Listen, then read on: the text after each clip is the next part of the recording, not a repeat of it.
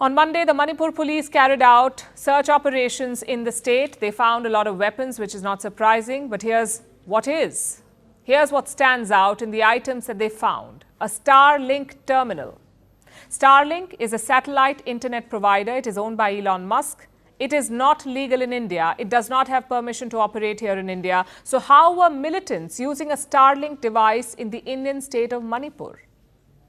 And why has this become a pattern? How does Starlink appear in remote villages and conflict zones? Who regulates it? Can technology cross borders without permission? And is this too much unchecked power for one man, Elon Musk? We ask because in the wrong hands, even a tool for connection can become a tool for chaos. Our next report has more. In November this year, the Indian Coast Guard apprehended a fishing boat from Myanmar.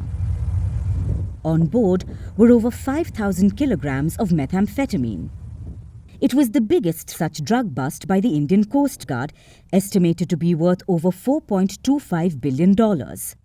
But what made news was how the drug smugglers got there. They were reportedly using a Starlink device. It was to navigate Indian waters and reach the shore. This raised concerns because Starlink cannot operate in India. It doesn't have the permission. Neither can it provide coverage in India's waters. And this wasn't the only incident. The Manipur police yesterday carried out search operations in the state. They recovered over 29 weapons from militants. But along with that, there was also a Starlink device.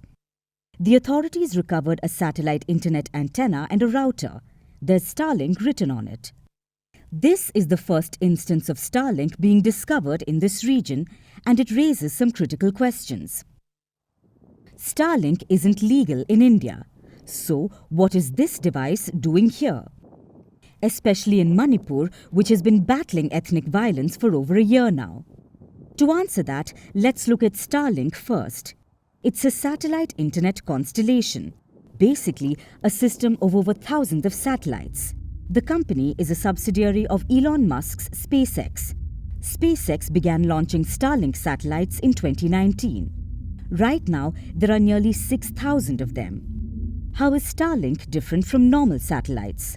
Starlink satellites are low orbit. Most satellites are located around 1,000 kilometers from the Earth. Starlink satellites are much closer. That means it can provide faster internet service. It also means Starlink can provide internet to the most remote areas, whether it's the middle of a desert or on top of a mountain.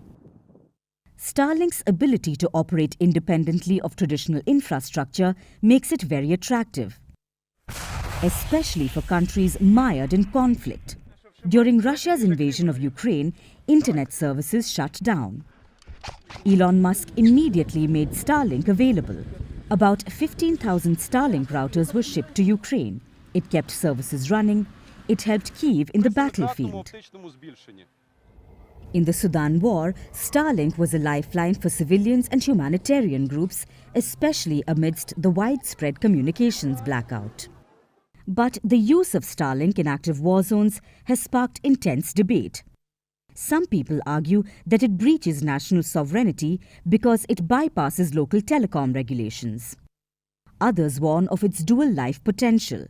It also blurs the line between a private company and an active player in a conflict, which makes Starlink a target as well. Russia says it has now developed a Kalinka system, one that can detect and disrupt Starlink signals. In some cases, Starlink itself has drawn boundaries, like in the case of Sudan. On 30th April of this year, SpaceX said it would stop operating in Sudan. That left millions in the war-torn nation without internet. The company says it's only allowed to operate in authorized countries. It's also a lot of unchecked power for just one man, Elon Musk. He dictates where Starlink can or cannot operate. In 2022, Ukraine was planning a maritime drone attack. The attack would have been carried out using Starlink. Musk reportedly knew about this, and he asked his engineers to turn off the coverage. The SpaceX CEO believed it could lead to a major escalation. That's a lot of leverage for just one company. And it could only increase over time given Musk's close proximity to Donald Trump right now.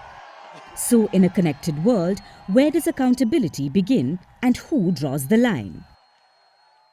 On one hand, it's a tool that connects the unconnected. On the other, it can be a weapon in the wrong hands. As the world embraces new technologies like Starlink, the need for global regulations becomes imperative.